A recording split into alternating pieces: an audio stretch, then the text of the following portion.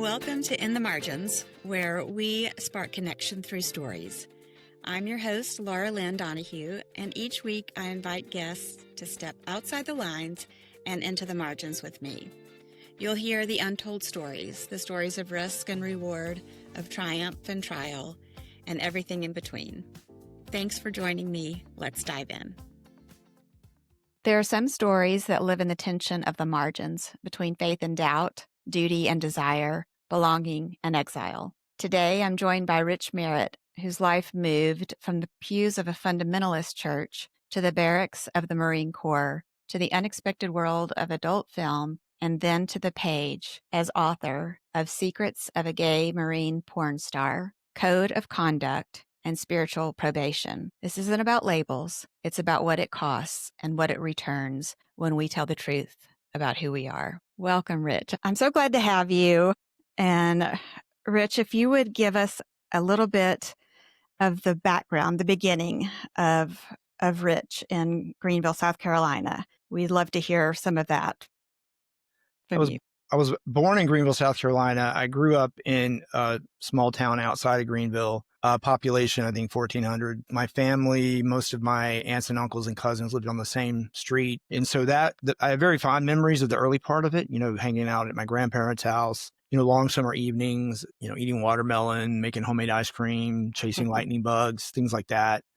So early on, I got that sense of belonging from them. As I grew older, that changed. My parents sent me to a Tabernacle Baptist kindergarten, which was, pretty strict Christian elementary school. They had some problems with that. So they sent me, after that, they sent me to a private school called Bob Jones Elementary School, which is on the campus of Bob Jones University. Yeah, it's interesting. I started first grade at David Lipscomb University, or David Lipscomb in Nashville. I started there in first grade and went through my sophomore year in college. That's interesting. And so we have some similarities as far as fundamentalist background go. But what was your experience like at Bob Jones? At first, what I remember was, so you have to remember these schools that we went to in the South were started for a very specific reason that I didn't realize at the time. The Supreme Court had gotten serious about integration. And at that point, it was the schools were going to integrate. And so rather than send their children to schools with Black students, parents, and my dad admitted this later in life, the reason they sent me there was because they didn't want me going to school with Black children. Yeah. And so all these white, they weren't whites only. They were, whenever someone says I went to a Christian school, a Christian school was really a whites only school.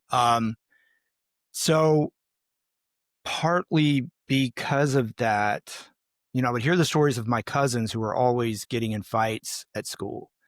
And I would think, oh, I'm so glad I go to this really nice Christian school because it's polite and it's gentle and it's courteous. And as a deeply closeted little gay boy, all that appealed to me.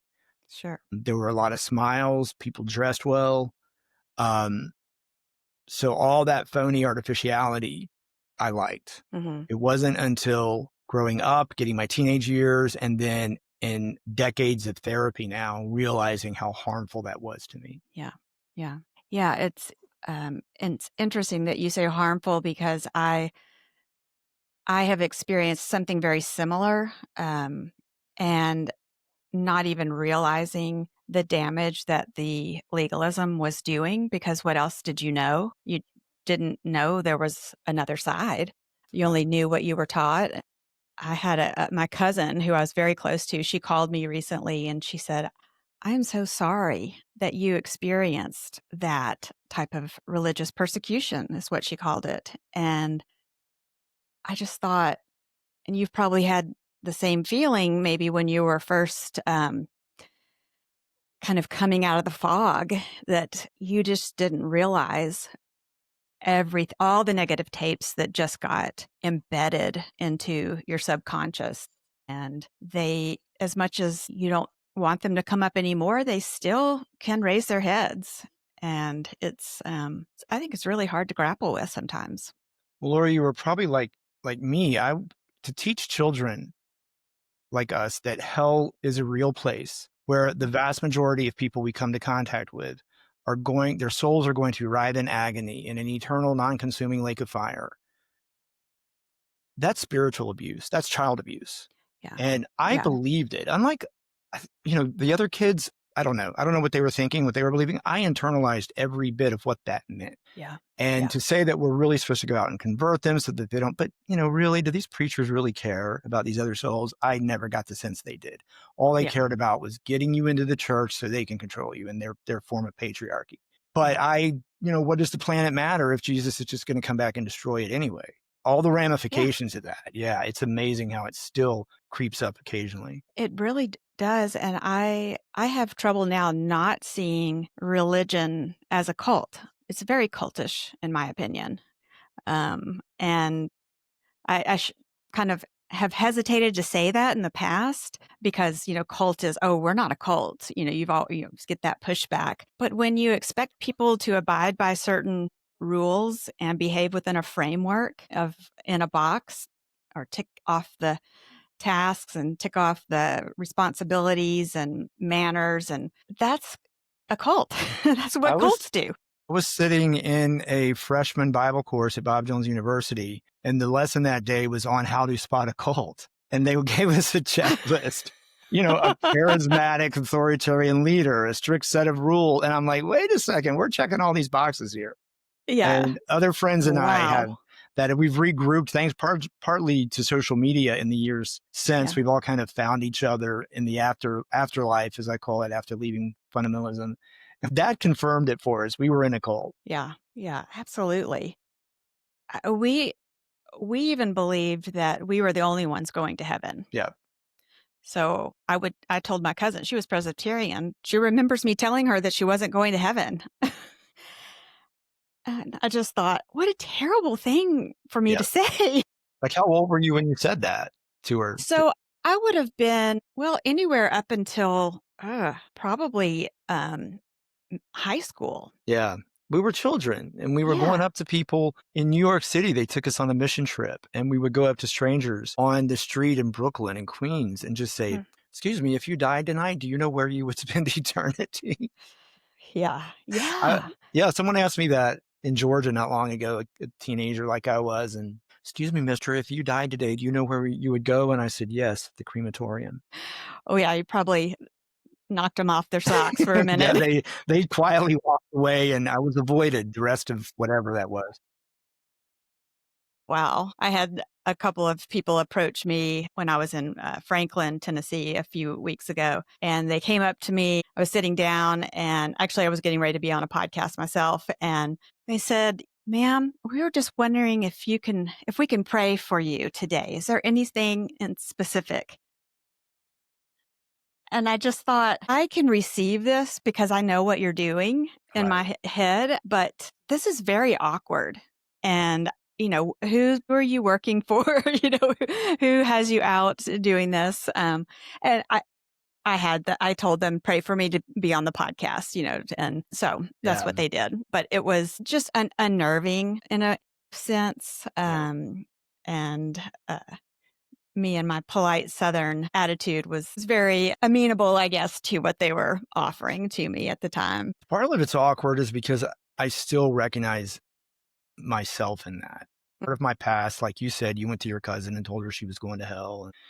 And I did that. And that child or that teenager coming up to me, I still, I'm like, wow, that was me. And look how awkward I made people. Getting past that is the work of a lifetime. Yeah, I agree. Did you find that just the general perfectionism with your legalism just seeped into almost everything that you did? Absolutely. Because, we talk about cults like they're a bad thing, but, right. My escape from the cult of Bob Jones University was to join another cult, the Marine Corps. Right. At least the Marine Corps, you get paid for being there. My platoon commander is when I became an officer and I went to the basic school at Quantico, Virginia, or just first reporting to active duty, my platoon commander there looked at my record and said, oh, you went to Bob Jones University. And I'm like, okay, how is that going to be received? And he just said, well, you'll do well here because you've been taught instant obedience, strict obedience to orders without question, and doing it to your absolute best. And he wasn't wrong. That part of my past, it had already helped me actually, because I enlisted in the Marine Corps and went to boot camp. And, other recruits are having trouble with that. Like, you tell me what to do and I do it without pushing back. I didn't have any problem with that. Yeah. So that form of perfectionism and legalism really helped. I liked having I liked knowing the rules, because as time went on, I could figure out how to get away with breaking them. And that was interesting later in life when I went into recovery for substance use disorder. But yeah, that perfectionism, it's vicious because it's such a paradox. It's the opposite of what it claims to be. Yeah. It is. There's no freedom in it. Mm-mm. It's very much a jail. Trying to please others. It takes a lot of energy trying to control. I mean, it's control, right? Right. You're trying to control everyone's response to you. So you're doing what you think is going to bring the best response from the most people in the room when you're practicing perfectionism. Yeah. And I think even knowing someone who wasn't expecting perfectionism was still hard not to give it to them. I don't know if you ever get to that final answer, because it's always a work in progress. But tell me a little bit about when you went into the Marine Corps from Bob Jones. Did you go to college at Bob Jones, or did you do your military career to go to college later? I joined the reserves. Interesting, you said you went to the Lipscomb University through your sophomore year. I went to Bob Jones University as a freshman, but then I stayed out to go to boot camp and my training school. And then I came back to the reserves, and I only lasted another year after being in the Marine Corps, that little bit. So I left Bob Jones at my sophomore year, finished my education at Clemson. And once I graduated from there, I'd gone to the officer commissioning program at Quantico in the summers. And so I went back for active duty training, and I spent 8 years on active duty after that. Okay. So I kind of did them at the same time. And then I got out of the Marines and joined another cult, the legal profession, became a lawyer, went to law school. What type of law? Well, now I do, I worked in Atlanta for a nonprofit, and same thing here in California. We provide all kinds of services for low-income people that can't otherwise afford an attorney. I focus on housing, helping lower-income people with eviction defense, subsidized housing defense, and things that they might need in that regard. Yeah.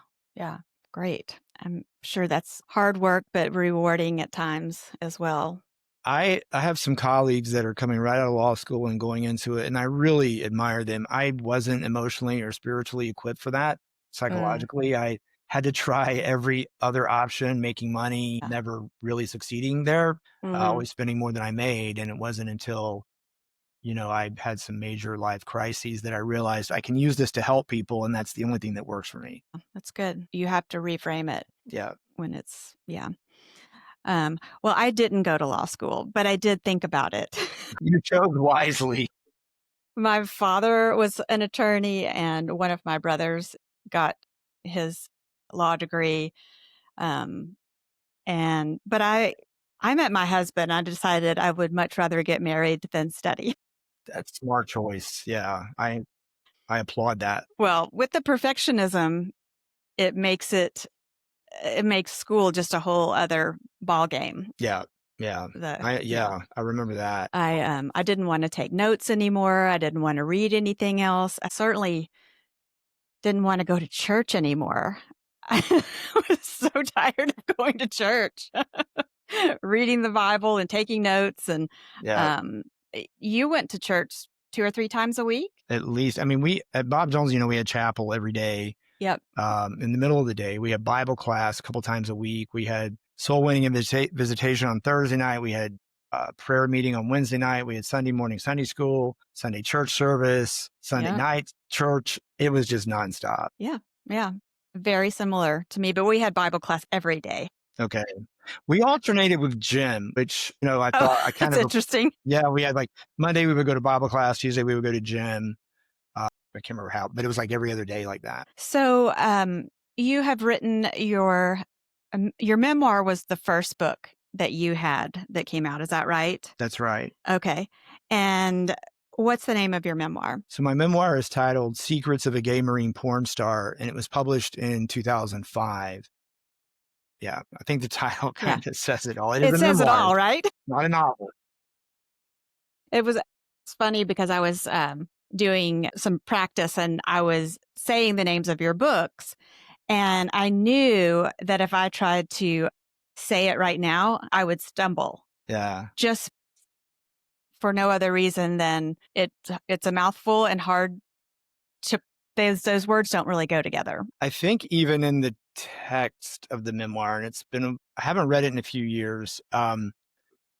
There's a scene where I'm telling my best friend Gary about what's just happened to me. And we start riffing on, he's like, oh yeah, you should definitely write a book, and we start riffing on the title. I was a Bible thumping mental patient, porn star or something. Yeah. And as we had that conversation, I realized he's right. And so by the time I wrote the manuscript and took it to a publisher, it was Confessions of a Gay Marine Porn Star. But then she recommended I work with my friend Charles Casillo, who is a celebrity biographer. And I told Charles I wasn't quite comfortable with the title. And so he molded that into the final, what became Secrets of a Gay Marine Porn Star. And I just loved it. I said, that's it. Because it's kind of tongue in cheek, because there really aren't any secrets, thanks to the New York Times Magazine and The Advocate, which was a gay magazine at the time. They kind of revealed everything that was already a secret. So I wasn't really putting anything out there that the public didn't know. Well, the Times cover was very interesting that you ended up being the solo unidentified person on the cover, much to your surprise. I was surprised by the cover. I didn't expect that. By the time it came about, Jennifer Egan wrote the story back in 1998. They had wanted to focus on another Marine who was willing to have his face on the cover. And his name, I think, was Jeremy. I can still picture him. But at the last minute, he admitted he was being discharged for being HIV positive. Wow. And so the New York Times Magazine just completely backed away from I don't even know if he's even mentioned in the story. Wow. So they could, at the last minute, they could no longer use him. And we had taken the photographs the photographer, Matt Mahurin, came out to San Diego after the story was written. And that was the first inkling I had that, no, the story that was going to focus on Jeremy, it was now going to focus on me. Matt said it was me and my friends. And I thought, okay, as long as it's my friends, but it was really, it always come back to me as the storyteller. And, Jennifer does that incredibly well. She told that story that no one else had told at that time. Like, what is life really like in the military for people under Don't Ask, Don't Tell? And she brought out some incredible details even I hadn't thought about. As she came to my my battalion at Camp Pendleton, I just invited her up and she drove up and walked around and noticed how everyone else had photographs. And as she put it in the magazine, she said, crinkly faced infants. And on mine, it was just strictly military, nothing personal. I'm like, yeah, that's right. It's a poignant detail. Yeah, it is. And I think you even mentioned that sparked a recognition of loneliness that you didn't really know you had. Yeah, that's right. Wow, I've forgotten I'd written that somewhere.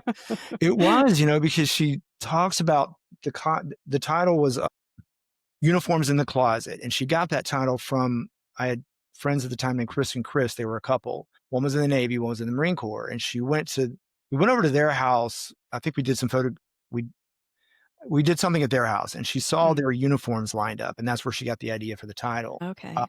But it was about how there was something in there about how I was constantly having to change. Like, I'm on base wearing the camouflage uniform, and then I go into town, into Hillcrest, the LGBT part of San Diego, and I dress a different way.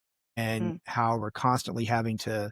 Well, she actually, at one point, she called me a chameleon. And at the time, I took that as a compliment. I'm not sure that she meant it. But I saw it as, I'm able to change my skin in order to survive in whatever environment I find myself in. But that makes, I'm never really being fully myself to anybody. And that's very lonely. That is very lonely. I agree. It's a lot of hard work. Yeah. I mean, changing. It's exhausting. I don't realize it at the time. I've always liked hard work. I've had a job since I was, 14 years old, but that gets exhausting. It's it's different. It's a different hard work with the mental and your mental capacity, your ability to relate to people, your ability to just be who you are.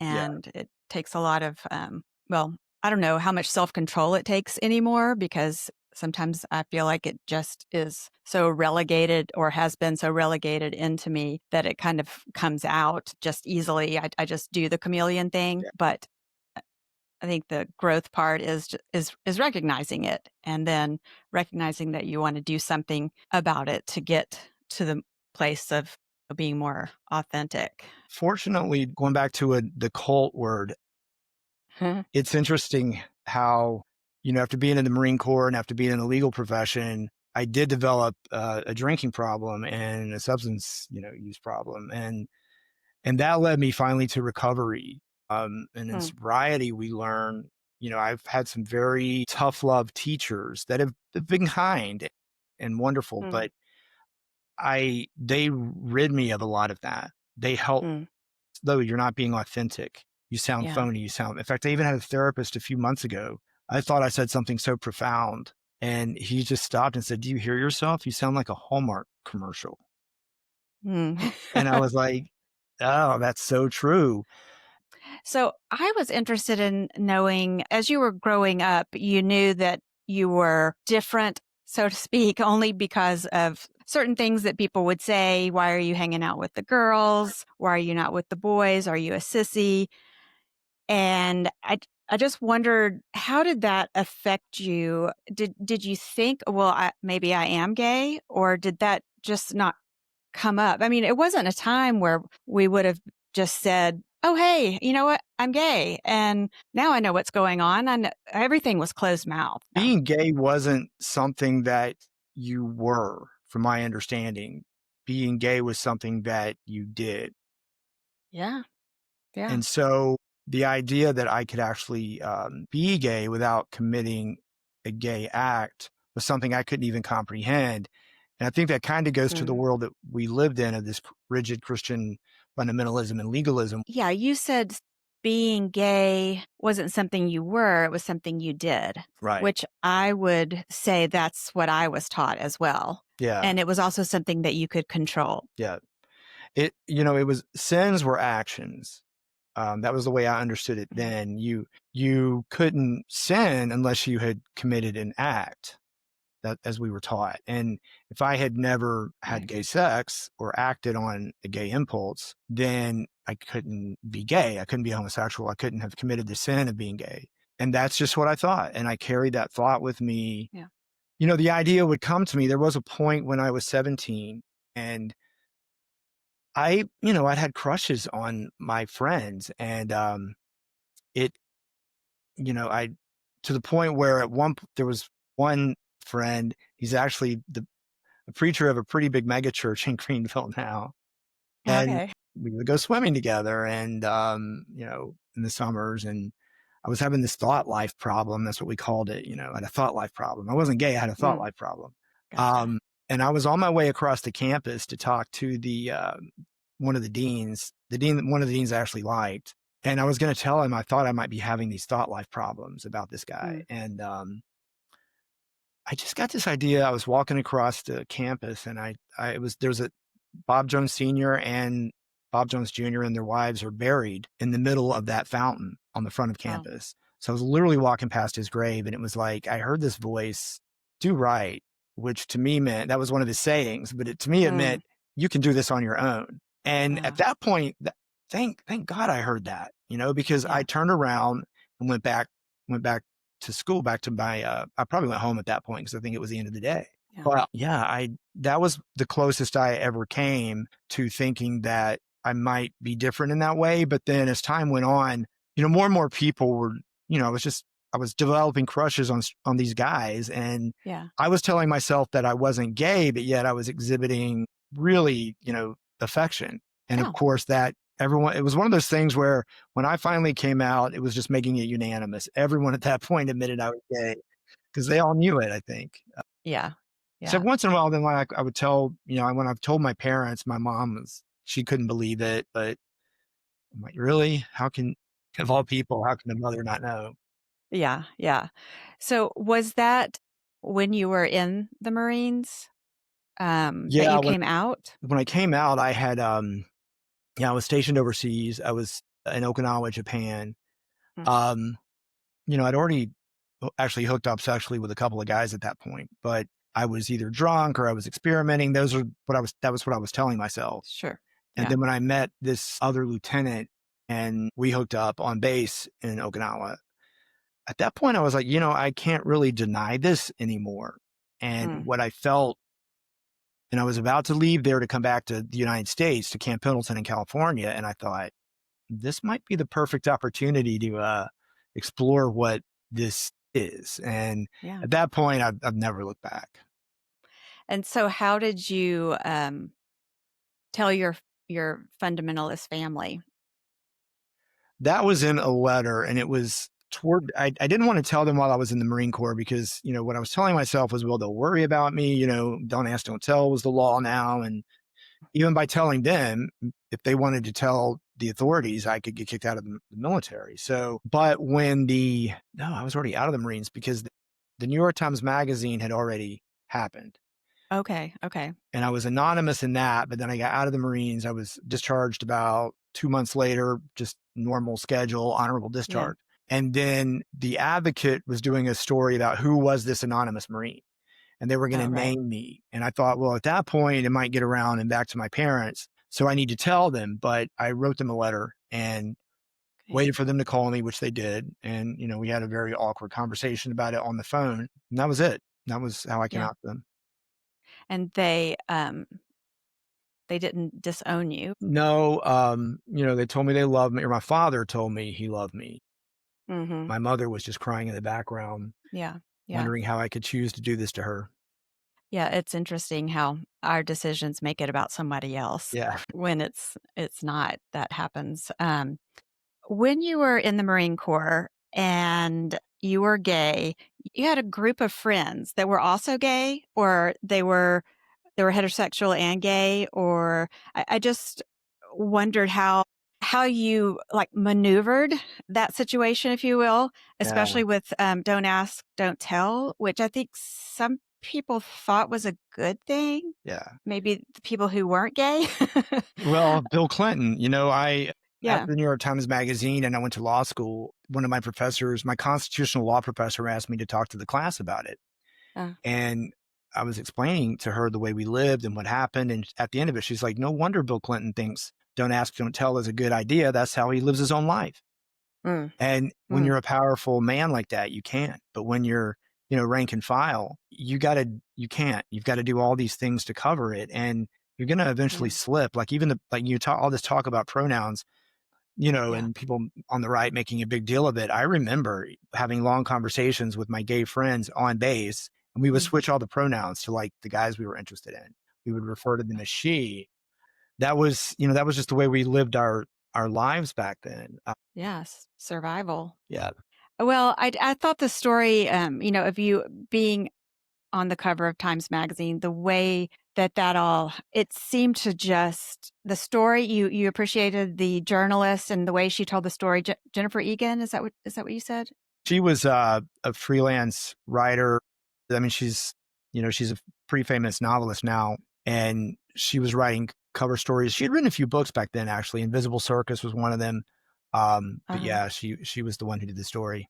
And then it just seemed as though things snowballed as far as the pace of not just you coming out, but also there was a scandal, so to speak, or it was discovered that you were also a porn star.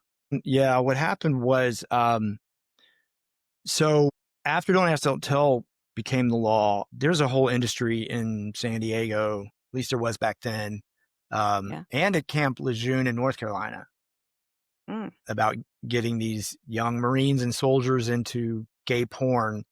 Um, it would be convenient to say, well, I was lured into it. I wasn't lured into it. I went into it. I thought it would be fun and interesting. And a way to vent my anger about don't ask, don't tell. And it was money and it was all those things. Mm-hmm. I was 26, 27, and it seemed like a hot thing to do. So I did it. Yeah. I was in 8 pornographic videos, with a studio. I don't think it was in business anymore. But yeah, that was in San Diego. And I Okay. really stopped when I met someone for the first time and fell in love. And, Okay. he was like, I would really rather you not be doing this anymore. And I said, okay, Yeah. Yeah. so I stopped and started channeling my energy into writing. I had already written the manuscript that would become Code of Conduct, my first novel. I Okay. published my memoir first, but then second, we went back and dusted off the novel and published that. But there was a column in the Navy Times, the back page. It was called the back page or back talk or something. And they wanted active duty people to write anonymous op-ed pieces. So I Okay. wrote this one op-ed piece that said, "Don't ask, don't tell" should be repealed, and gay and lesbian service members should be allowed to serve openly. Yeah. And that caught the attention of an organization. And when the New York Times Magazine contacted them about doing the story, they put Jennifer in touch with me. And that's how she Okay. and I were connected. So we Okay. went through the magazine, and then the Advocate wanted to do a story about revealing who this person was. Well, after that story came out, someone who recognized me in the Advocate photographs called them and said, this guy's been in porn. And the Advocate called me. I reached out to one of the attorneys who I knew, and he advised me not to talk to them, Hmm. which at that point I probably could have because I was already off active duty. Yeah. But I didn't speak to them. And, when you don't talk to a reporter, basically they're going to write whatever story they want. I mean, they're going to write whatever story they want to anyway. Yeah. At the time I viewed the second Advocate story, the cover story that they did, the Marine who was in gay porn. I thought, oh, this is awful. This is horrible. It's slander. Well, it's not slander because it was true. So I Yeah. went back and read it recently, and I'm like, they just, they did what magazines do, which is report the facts. Yeah. Now they did have a second story about this psychoanalyst analyzing someone I've never talked to, doing a psychoanalysis of me and Oh, Bill Clinton, wow. because of a scandal with Monica Lewinsky, which I thought was very Yeah. strange, but that was their choice to And not a publish that. side by side compare psychoanalysis? Yeah. Really? How interesting It was and weird. bizarre. It was a strange time of my life to suddenly be in law school, first year of law school, which is hell on its own. Yeah. And then to be going through that was quite a lot. Well, I feel like sometimes it's rarely just one thing. It's all the things at once. And I know you said you were also at that time, were you also dealing with a substance abuse addiction, I have or been, was that later? I've had a drinking problem since I started drinking. I never had a drink until I was 18. Yep. I've been taught that alcohol is of the devil. Just don't drink. And so when I joined the Marines and I started drinking with the Marines, then I really liked it. And, because it's basically self-medicating for all this Yeah. stuff from our childhood we haven't dealt with. And I liked it a lot and found out, oh, this is the cure for all this emotional stuff. And it worked for a while. Yeah. Yeah. By the time I got out of the Marines, I already had a DUI. That's part of the reason I got out. I was already having some difficulty with, drinking too much and just not working anymore. And so once in the Marine Corps, we're always getting drug screened. We can drink as much as we want. That's okay, until it's a problem. But we can't even smoke pot. You test positive for marijuana, even they'll kick you out. Yeah. So I never did drugs. And it wasn't until I got out of the Marines and started using the party drugs and got hooked on those. And eventually, I've been clean and sober now for almost 7 years, and Oh, going wow. through recovery is what has helped me deal with a lot of these demons from the past. Yeah. Yeah. Well, the recovery community I always thought it was I did some recovery on the other side, dealing with a family member who had a drug problem. And what am I trying to say? Al-Anon. Al-Anon. Yes, Yeah. yes. Thank you. That's what was just escaping me. And I found some solace there because I realized that I wasn't the only one dealing with, my very similar circumstances. Yeah. And while I was in Al-Anon, I read a book by a Franciscan priest, Richard Richard Rohr. Rohr. Yeah. Yeah. Yeah. Yeah. Did you Breathing Underwater? I've read Breathing Underwater every morning. Just this morning, I read every morning. I have a goal of starting out with his daily meditations. Yeah, he's pretty amazing. Boy, he is Yeah. amazing. He and Richard Nouwen, I Okay. think, Yeah. saved me. Well, so Nouwen is Rohr's mentor, or Okay. Nouwen has passed away, but Okay. he's the one that taught me about being beloved, Yeah. period. Yeah. It's interesting that what I read this morning said, Richard Rohr wrote that sin, it isn't what we do. It's the illusion of being separated from the divine. And it's so opposite of what we were taught as children. We're not separate. Liberation is, we are liberated. We are one with the divine. And the process of liberation is coming to understand that. And that's what the whole thing in the Garden of Eden was about, was taking that fruit of the knowledge of good and evil, was the human race. Most religions, other religions get this better than Christianity does. That moment was separating, as Rohr teaches, into dualism. And Rohr is all about at one-ment, atonement, understanding we are at one with the divine. And it's through recovery that has really helped me to see that. And not, it's been an interesting journey because I didn't get it for a long time, and not that I've gotten it now, but at least I have that understanding of it now. Yeah. Well, in that, I think it was it was Breathing Underwater, where he talked about that church really happens in the basement of the church and not in the auditorium. Yeah. Such a simple phrase, but so enlightening for me, because I just thought, yes, this is what is supposed to be happening if you're in a religious group. You're supposed to be receiving this type of love and grace and unconditional love. And the only rule is to love. Yeah.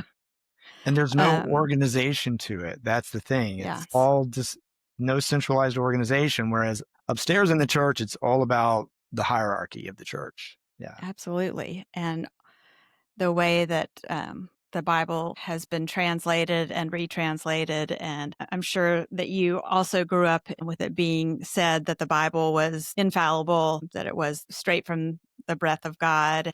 I have friends who still believe that today, despite the evidence that it has been translated to suit others' purpose. Oh, yeah. We know all that. That's the thing. And the men who stood up in those pulpits and preached to us every Sunday either knew that or should have known that. But the fact that, and I think one of the professors at Bob Jones, or the teachers, they didn't really have professors, but one of the teachers at Bob Jones made a comment that, and he understood all this. We don't even have an original manuscript. All the translations have been translated imperfectly based on the political needs of the time. But you just have to accept that what we have in front of us is the literal interpretation of God's word. That's a cult. That is the definition of a cult. That is a cult. Yes, absolutely. There is a great deal of freedom, I think, in being able to separate yourself from the constraints of religious community and patriarchy in that respect, and to realize that you can still be a spiritual person. I think being a spiritual person, being a truly spiritual person, requires a rejection of all of that. I would agree with you for sure. How do you practice faith or spirituality? Or you obviously are reading Rohr, so there's something compelling there. Yeah. Yeah, like tomorrow morning at 4:30 in the morning, I'm going to go running with a friend. He's a former military officer himself. He's gay, he's in recovery, and we'll run 4 miles around this dry creek bed as the sun comes up over this 10,000 feet mountain right here. That is a spiritual experience to me, having that sense of community. And then like this morning, I went to a 12-step meeting at 5:30, and I was in a room of, just in the last 6 months since I moved here, a dozen or more people. 4 or 5 of them have become close friends, like brothers to me, because we all have this shared past. And that is spirituality, that connection, understanding that I don't have any idea what's beyond me, but there is something, and knowing that I feel that by connecting with people. And everything I was taught in fundamentalism is separation. That to me is sin. That separation. We are separate from everyone else on this planet because we have this religious creed. That's bigotry. And that's what I've had to reject in order to attain any sense of spirituality. I've found it to be to beautiful to say that I feel connected to the air and Yeah. to the trees and to the clouds and to the moon, Mhm. just because I just have, I don't understand how it, even if God made every single thing and, in 7 days, and if you went that route, how could it not have been created to work together? Right. I mean, it and how it happened, I care so little about that now. It's like in Yeah. this moment Yeah. right now, it can work together. It can be perfect, to use that word that we kind of started off like how we're getting away from. But, Right. and it's hard to say that when, I work with, I just left the courthouse this morning in a Mm, really trying to help some people with a really sad situation. So I'm mm, not about to tell them that the world is perfect. No yeah. way. But there is something harmonious. I'm in a place now where I get to recognize that and hopefully use what I've learned and experienced to help other people. Well, I think that's wonderful.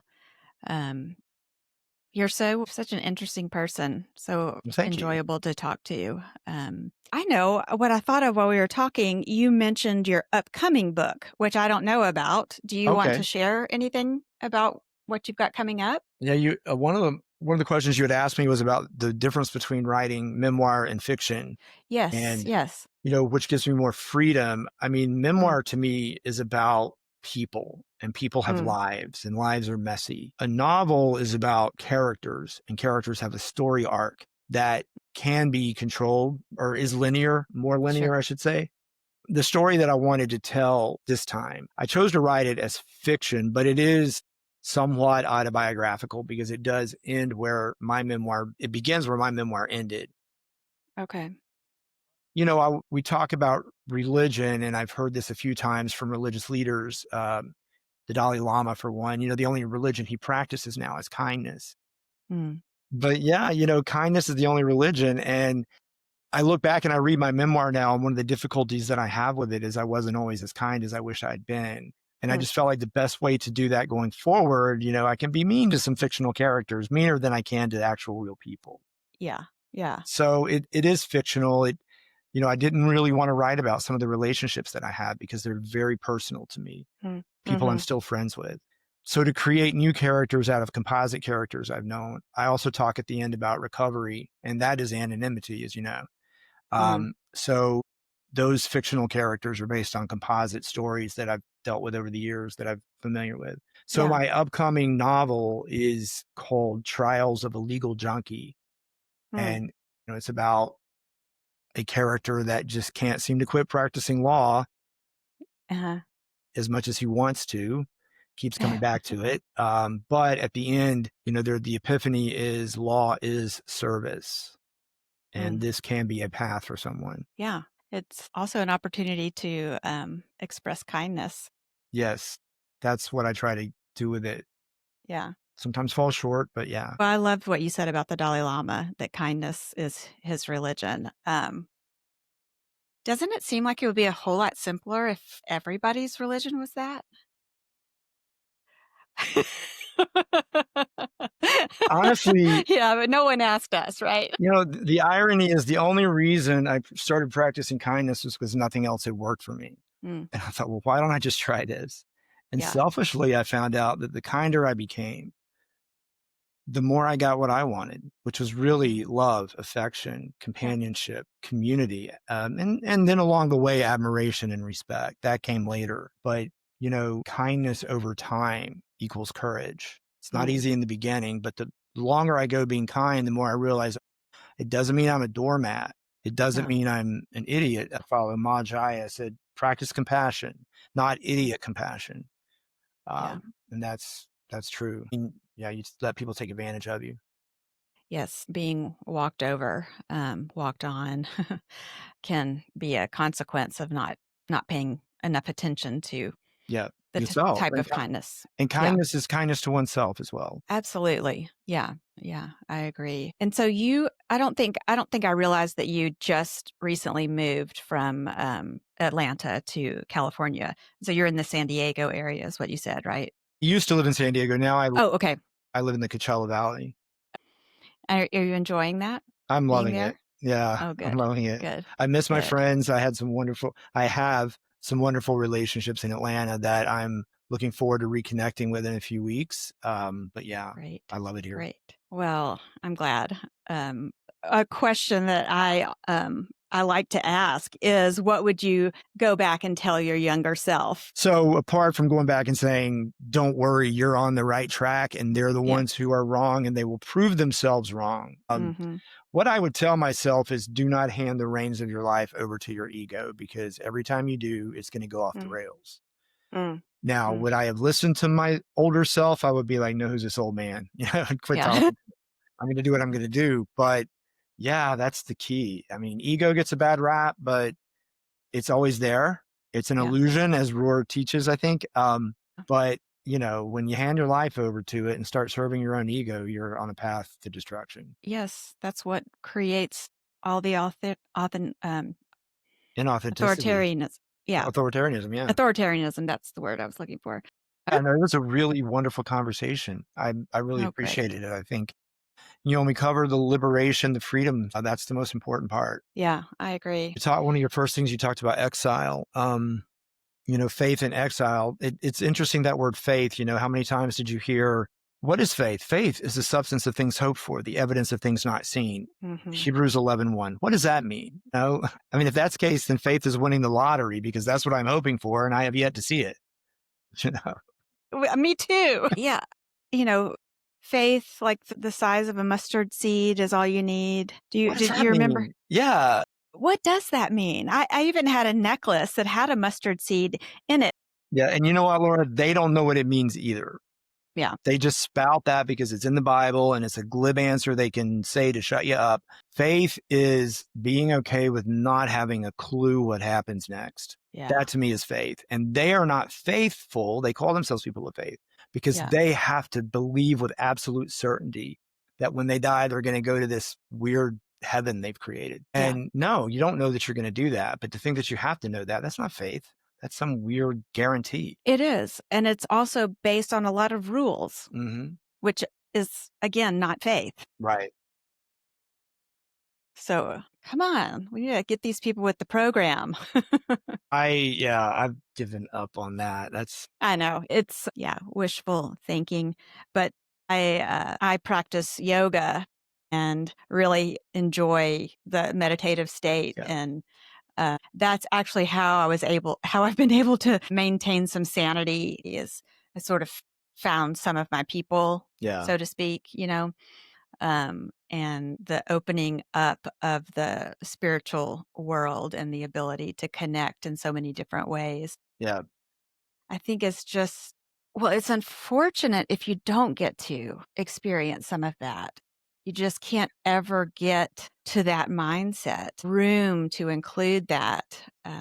My mother, she was the one, and it was probably from Nowen's words, who said, church can be sitting on my back porch talking with my friend or having a cup of tea.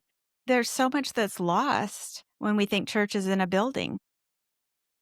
Yeah. For me, church for a long time was when I left New York and I was making it on my own for the first time in many years. I would take my dog, Xander and Willow, to the beach in Jacksonville.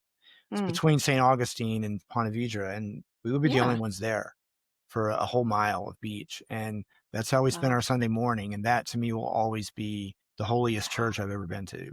Yeah. The ocean, the beach. Yeah. And the dog. And the dogs. Yes, of course. Dogs go to heaven too. To not have dogs there is hell. Like if there's a That would be hell. dog, that's hell. I agree with you. So let's talk about the 3 questions that are kind of the signature questions for the podcast. You don't have to answer all 3 if you don't have an answer. But what are you reading? What are you watching? And what are you listening to? So reading, I'm in a book club here in Palm Springs, and we're reading Catcher in the Rye, which I had never read before. It's, Bob Jones wasn't on the reading list. Sure. Strangely enough, Mark Twain was, which I don't think they realized what they were letting me read when I started reading a lot of Mark Twain. Yeah. But I find I'm gravitating to sci-fi, which I never Mm. did as a kid, but I love it now. Mhm. I'm watching, I think Foundation is on Apple, Andor is on Disney. So I'm really liking the ancient themes of, what Joseph Campbell taught about. You see Mm. those especially in the George Lucas world. He was a big Yeah. influence, those Yeah. mythical themes. And then what I'm listening to lately, I just listen to a lot of music. My favorite DJ is in Nashville, Brian Norwood. He's got a bunch of Oh, mixes out. So I'm just going back through and listening to all of them. I just like his music. It's got a rhythm to it, but it's kind of, soothing and chill. yeah. Yeah. That's great. Well, I have a problem with the one, what are you listening to? Because it's generally podcasts. I hate to say this, but last year I was addicted to all the news and political podcasts, Yeah. and I haven't paid a bit of attention to the news since November 5th, 2024. Good for you. Yeah. I found I'm much happier, much more at peace. Once in a while I'll catch something, like release the Epstein files. I know what that Yes. means. Yes. But Staying a little a little current. bit, but not Yeah. immersed in it like I was. Yeah. Well, my psychiatrist prescribed me no news. Um, and so actually maybe she said 30 minutes a day. I don't even, I I think might get 5, but she probably said 3. I think 3 is good. she probably said 3. Yeah. Yeah, I think she did. I should make that correction. Well, Um, Foundation is interesting because it's based on the Isaac Asimov novels series that he wrote. And it's about this empire in a distant galaxy in time where every new emperor is a clone of the original emperor. And so 20 oh, generations later, they're on like the 20th. And there are always 3 emperors alive at a time. One is like 30 years older than the next. And okay. that's Bob Jones University. Wow. It was Bob Jones Sr., Bob Jones Jr., Bob Jones III. They were all supposed to be clones of the original until my friend Oh, Bobby wow. Jones IV Interesting. came along, and he lives in quiet anonymity with his husband somewhere Okay. in the South. He Yeah. broke the mold. Yeah. He's one of my dearest friends today. I love that That's guy. wonderful. Yeah. Yeah. Good. Well, thanks again. It's just really been a pleasure to talk to you and hear your story and feel some kinship, some camaraderie in our legalism and Yeah. We have a some lot in background. common. And that's Yeah. spirituality is community and finding that Yeah. commonality in the background and being on the same path going forward. Well, thanks again. I hope you have a great rest of your day, and You I'll look forward to too. seeing you in Atlanta. Yeah. That'll be nice to meet you in person. Great. Yeah, same. All right. Take care, Rich. All right. Bye. It was great to have you on, Rich. You're just a delight and so enjoyable to talk to you. Thank you for sharing your stories with us. And I'll look forward to the next time that we get to talk. Bravery isn't only medals and milestones. Sometimes it's choosing honesty and the in-between. If you're listening from a liminal space between faith and freedom, loyalty and truth, may Rich's story remind you you're not alone. Thanks for joining us on In the Margins. Have a great day. You've been listening to In the Margins. If this episode spoke to you, the best way you can support the podcast is by following, liking, and sharing it with someone who needs to hear it. You can find us on YouTube, Spotify, Apple Podcasts, or wherever you listen. And if you'd like to connect, I'd love to hear from you at podcastinginthemargins@gmail.com. Thanks for listening, and remember, some of the best stories are found in the margins.